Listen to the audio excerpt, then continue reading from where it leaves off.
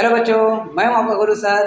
आज मैं आपके लिए लेके आया हूं आपके बोर्ड एग्जाम में 1 नंबर के लायक जो भी क्वेश्चन रहेगा उन सब का महत्वपूर्ण वाला कलेक्शन। सभी इंपॉर्टेंट क्वेश्चन जो खाली स्थान, सत्य असत्य, सही जोड़ी या सही विकल्प चुनो, इन सब में जो क्वेश्चन आ सकता है उनका पूरा इंपॉर्टेंट क्वेश्चन का कलेक्शन आज मैं आपके लिए लेके आया हूँ जो 1 नंबर के लायक है। तो चलिए शुरुआत करते हैं। सबसे पहला क्वेश्चन सही विकल्प के रूप में जो हमको मिला है, यदि पी एक्स बराबर एक्स का वर्ग धन 3x धन 6 हो तो यदि पी एक्स बराबर एक्स का वर्ग धन 3x धन 6 एक्स का वर्ग धन 3x धन 6 हो तो P2 का मान ज्ञात कीजिए।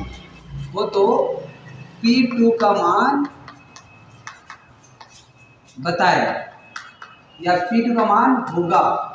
एक बात ध्यान दीजिए, इसमें आपको ऑप्शन कुछ भी मिले, आपको मैं सीधा सीधा उत्तर बता रहा हूं कि उसका उत्तर क्या होगा। मतलब हम मान रखेंगे, उसके बाद जो आएगा वही कोई भी ऑप्शन में रहेगा वो हमारा आंसर होगा। तो चलिए शुरू करते हैं। P2 मतलब जहां पर x है वहां पर हमको क्या रखना पड़ेगा, 2 रखना पड़ेगा। तो x का वर्ग मतलब 2 का वर्ग धन 3 का 3 रहा, x का मान हम रख देंगे 2, धन में मिला हमको 6। तो चलिए आगे बढ़ते हैं। 2 का वर्ग हो जाएगा 4, धन 3 दूनी 6, धन यहाँ पर हो गया 6 और 6 मिला के 12, 12 और 4 मिला के 16। तो जिस भी ऑप्शन में आपको 16 मिलेगा वो आपका आंसर हो जाएगा। ये हो गया पहला। अब दूसरा क्वेश्चन ये हमको मिला है, बिंदु 4 ऋण 7 किस चतुर्थांश में स्थित है। बिंदु 4 ऋण 7 किस चतुर्थांश में स्थित है, किस चतुर्थांश में स्थित है। अब मैं आपको इसके लिए बोला था थोड़ा आप अपने से दिमाग लगाइएगा, उसके बाद मैं जो आंसर दे रहा हूँ उसको आप मिलान करिएगा। थोड़ा सा वीडियो पॉज कर लीजिएगा, उसके बाद आप सोचिएगा कि उसका आंसर क्या हो सकता है। फिर जो आप सोचे रहेंगे उसका आप देखिएगा कि वो सही है कि गलत, कौन से चतुर्थांश में स्थित है। तो आपको मैं बताया था कि चतुर्थांश में है उसको स्थित कर ज्ञात करने के लिए आप क्या करते हो, संख्या क्या है उससे हमको मतलब नहीं रहता, मतलब रहता है तो किससे, चिन्हों से। तो एक चिन्ह प्लस है और एक चिन्ह क्या है, माइनस। पहले चतुर्थांश में दोनों प्लस प्लस रहता है, दूसरे चतुर्थांश में माइनस और प्लस रहता है, तीसरे चतुर्थांश में माइनस माइनस रहता है और चतुर्थ चतुर्थांश में प्लस और माइनस रहता है। तो इस तरीके से आपको जो संख्या मिले उसका चिन्ह क्या है, प्लस है और माइनस, मतलब कौन सा चतुर्थांश हो जाएगा, चौथा। तो ये हो गया हमारा चतुर्थ चतुर्थांश। इसका आंसर क्या हो जाएगा, चतुर्थ चतुर्थांश। ये लीजिए, ये होगा हमारा दूसरा क्वेश्चन। अब हम बढ़ते हैं तीसरे क्वेश्चन की ओर। तीसरा क्वेश्चन हमको मिला है, साइन स्क्वायर तीसरा धन कॉस स्क्वायर तीसरा धन का मान होगा। तीसरा साइन स्क्वायर तीसरा धन कॉस स्क्वायर तीसरा अंश का मान होगा। अब आपको तो ये दिखाई दे ही रहा है, थीटा के जगह में क्या रख दिया गया है, थीटा के जगह में रखा है 63। मतलब ये यदि 63 नहीं होता तो ये हमारा फार्मूला है, साइन स्क्वायर थीटा धन कॉस स्क्वायर थीटा बराबर होता है 1 का मान होगा, कितना होगा, 1 होगा। तो 1 हो जाए हमारा आंसर। अब आ जाएगा हमारे पास चौथा में हमको मिला है, वृत्त की छेदक रेखा वृत्त को कितने बिंदुओं पर प्रतिच्छेद करती है। वृत्त की छेदक रेखा, वृत्त की छेदक रेखा वृत्त को कितने बिंदुओं पर प्रतिच्छेद करती है, बताइए। तो थोड़ा दिमाग लगाइए, कितने बिंदुओं पर प्रतिच्छेद करती है, प्रतिच्छेद करती है। मेरे ख्याल से आप लोग सबके सब सोच लिए होंगे क्या है आंसर, 1 आ रहा है कि 2 आ रहा है। देखिए यहाँ पर मैंने ले लिया एक वृत्त और यहाँ पर से मैं कहता हूँ कि एक जो रेखा है वृत्त को क्या कर रहा है, प्रतिच्छेद कर रहा है। देखिए तो वृत्त को कितने बिंदुओं पर प्रतिच्छेद कर रहा है, ये 2 बिंदुओं पर। तो इसका आंसर क्या हो जाएगा, 2 हो जाएगा। तो अब आ जाते हैं हम क्वेश्चन नंबर 5 में। 5वां में हमको बोला है, यदि A अनुपात B अनुपात C हो तो इसका मध्य अनुपाती ज्ञात कीजिए। A अनुपात B अनुपात C हो तो इसका मध्य अनुपाती ज्ञात कीजिए। इसका मध्यानुपाती ज्ञात कीजिए, या मध्यानुपाती होगा कह सकते हैं। तो इसका आंसर आपको फार्मूला के रूप में निकालना पड़ेगा। यहाँ पर देखते हैं पदों की संख्या है 3 और समानुपात में जब क्वेश्चन हम लेके चलते हैं तो पदों की संख्या होना चाहिए 4। उसके लिए हम बीच के पद को 2 बार लिखते हैं, तो A अनुपात B समानुपात B अनुपात C हो गया। फिर इसको हम लिखेंगे A बटा B बराबर B बटा C। तो इसको हम कर देंगे 3 गुना B गुना B करेंगे तो B का वर्ग बराबर में हो जाएगा हमारे पास AC। B गुना B करेंगे तो B का वर्ग और A गुना C करेंगे तो AC।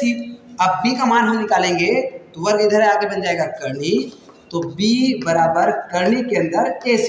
और करनी से जब संख्या कोई बाहर निकलता है तो हम सामने लगा देते हैं प्लस माइनस। तो इस तरीके से ABC का मध्यानुपाती क्या होगा, प्लस माइनस करनी के अंदर AC। तो ये क्वेश्चन ऐसा है जो आपको ऑप्शन के रूप में मिल सकता है। तो ये हो गया हमारा ऑप्शनेबल क्वेश्चन। अब अगला क्वेश्चन जो हमको मिलेगा खाली स्थान के रूप में। अब उन इंपॉर्टेंट क्वेश्चन की ओर जाते हैं, वो भी कितने अंक के रहेगा, 1 अंक। ये हमारा सही विकल्प के लायक वाला क्वेश्चन है। अब हम चलते हैं खाली स्थान की ओर। तो चलिए अब हम आगे बढ़ते हैं।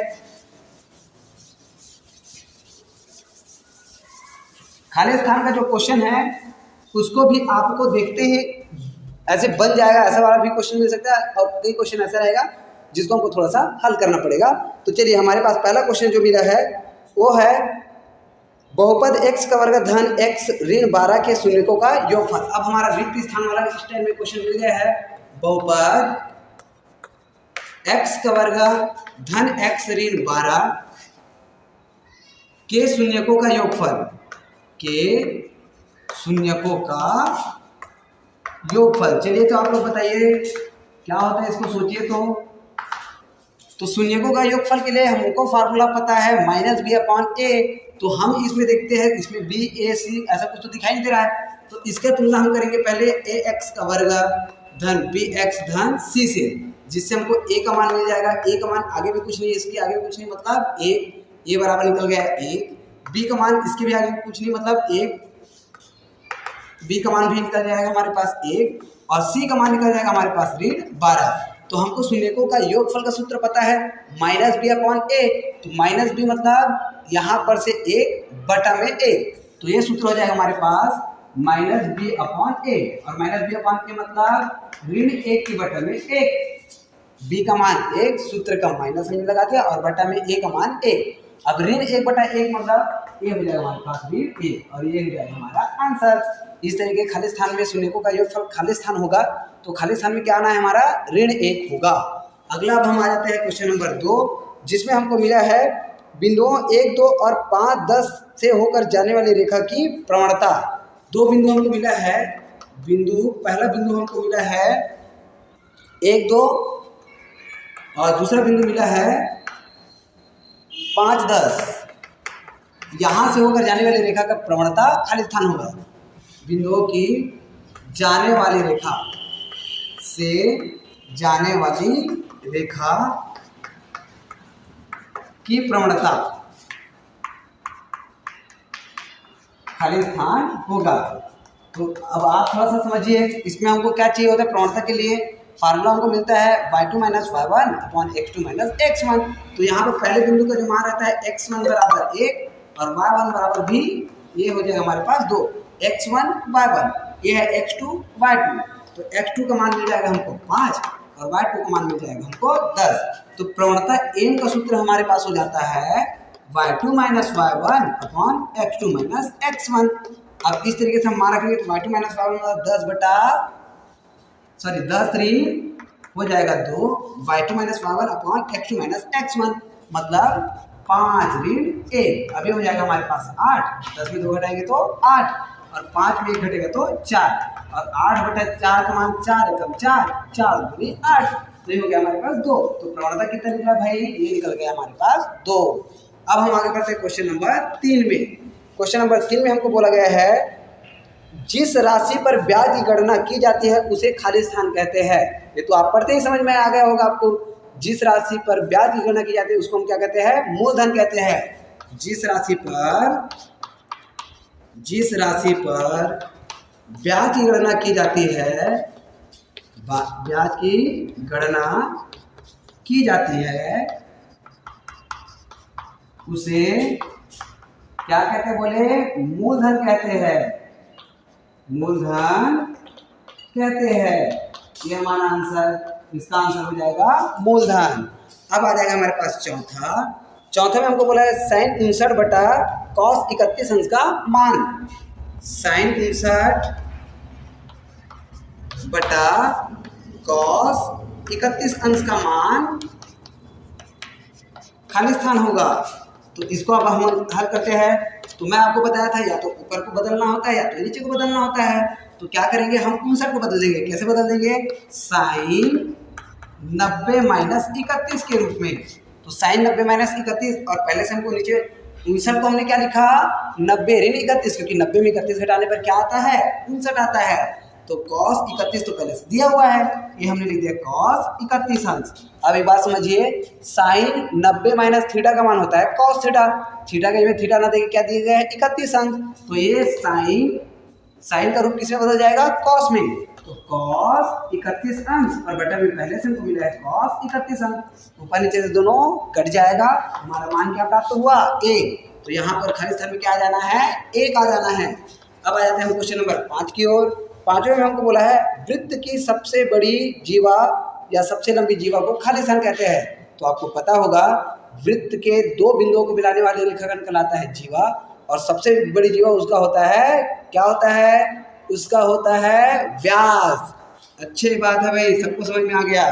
तो वृत्त की सबसे बड़ी या सबसे लंबी जीवा, वृत्त की सबसे लंबी जीवा या सबसे बड़ी या लंबी कह सकते हैं ना, सबसे बड़ी या इसको हम लंबी कह सकते हैं जीवा खाली स्थान होगा। तो क्या होता है, सभी ने बताया क्या होता है भाई, ये होता है इसका व्यास होता है। तो इस तरीके से हम खाली स्थान टाइप का क्वेश्चन भी हमने पढ़ लिया। ये क्वेश्चन ऐसे है जो इस साल एग्जाम के लिए बहुत ज़्यादा इंपॉर्टेंट है। तो अब हम आगे बढ़ते हैं सत्य असत्य की ओर। तो चलिए बढ़ते हैं हम सत्य असत्य की ओर। सत्य असत्य वाला क्वेश्चन या तो आपको सत्य असत्य मिल सकता है या तो आपको सही जोड़ी मिलाओ उचित मिलान करे करके भी क्वेश्चन आ सकता है। तो चलिए हमको यहाँ पर मिला है सत्य असत्य से रिलेटेड क्वेश्चन। तो सत्य असत्य के लिए हमको पहला क्वेश्चन मिला है, ये हमारा सत्य असत्य वाला है, ये लीजिए। तो सत्य असत्य के लिए पहला क्वेश्चन मिला है श्रेणी 3, 8, 13, श्रेणी 3, 8, 13 एक का सर्वांतर 5 है, का सर्वांतर 5 है। देखिए तो इसका सर्वांतर 5 है कि नहीं, सत्य है कि असत्य। देखिए अगला में पिछले घटा के देखिए, फिर से अगला में पीछे घटा के देखिए। 8 में 3 घटाने पर कितना आता है 5। सर्वांतर क्या होता है अगला माइनस पिछला, मतलब कितना आ रहा है हमारे पास 5। तो इसका सर्वांतर 5 प्रश्न में भी बोला है, मतलब दिया गया कथन क्या है, ये है हमारा सत्य। तो पहला का आंसर हो गया सत्य। अब हम आते हैं दूसरा की ओर। क्वेश्चन नंबर 2 में हमको मिला है यदि सावधि जमा खाता में ब्याज की गणना तिमाही हो, यदि सावधि जमा खाता में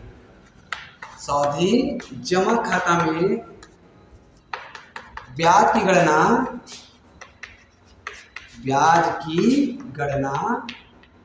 तिमाही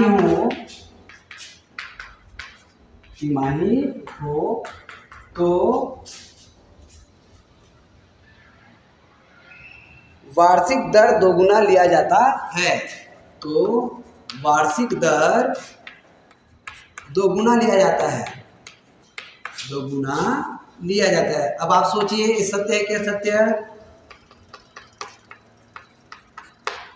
तो आपको पता है जब ब्याज की गणना तिमाही हो तो समय को 4 से गुना करते हैं और दर को 4 से भाग करते हैं। मतलब दर कैसे लिया जाता है 1/4, ना कि 2 गुना। मतलब दिया गया कथन क्या है असत्य है, तो यह कथन हो गया असत्य। अब हम आ जाते हैं अगला क्वेश्चन, क्वेश्चन नंबर 3 में। क्वेश्चन नंबर 3 में बोला है 2 सम संख्याओं का योग सम संख्या होता है। 2 सम संख्याओं का योग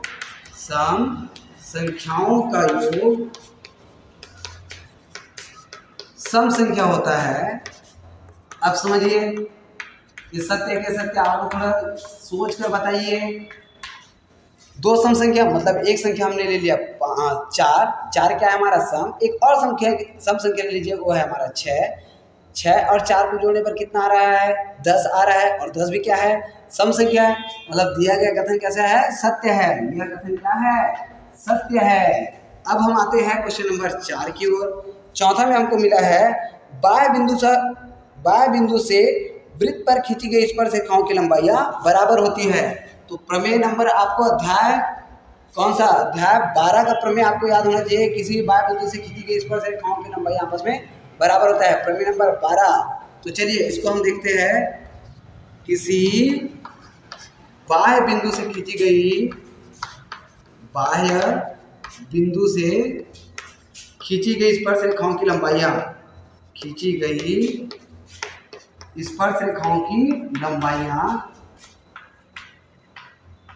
स्पर्श रेखाओं की लंबाइयां, बराबर होती है। ये सत्य है कि सत्य? याद करिए, लंबाइयां बराबर होती है। याद आ गया क्या होता है? बराबर होती है। सत्य क्या सत्य? सही बोले, क्या है ये? सत्य है। अब आ जाएगा हमारे पास 5वां। तो 5वां प्रश्न में हमको मिला है यदि घन की भुजा ए हो तो घन के पृष्ठीय विकर्ण का मान 1/3 होगा। यदि घन की भुजा ए हो तो घन के पृष्ठीय विकर्ण का मान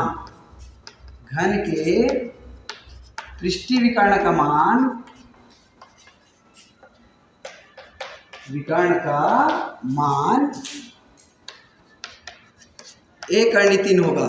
1/3 होगा। अब बताइए सत्य क्या सत्य? ये किसका सूत्र है घन के लिए? ये सूत्र है घन के आकाशीय विकर्ण का सूत्र। पृष्ठीय विकर्ण का सूत्र क्या होता है? 1/2, न कि 1/3। मतलब दिया गया कथन क्या है? असत्य है। इस तरीके से आपको एक एक नंबर वाला क्वेश्चन जितना भी इस साल एग्जाम के दृष्टिकोण से बहुत ज़्यादा इंपॉर्टेंट है वो सब मैं आपको बता दिया। तो इस वीडियो को ज़्यादा से ज़्यादा बच्चों तक शेयर करिए और बोर्ड एग्जाम के लिए उनको हेल्प करिए। Thank you.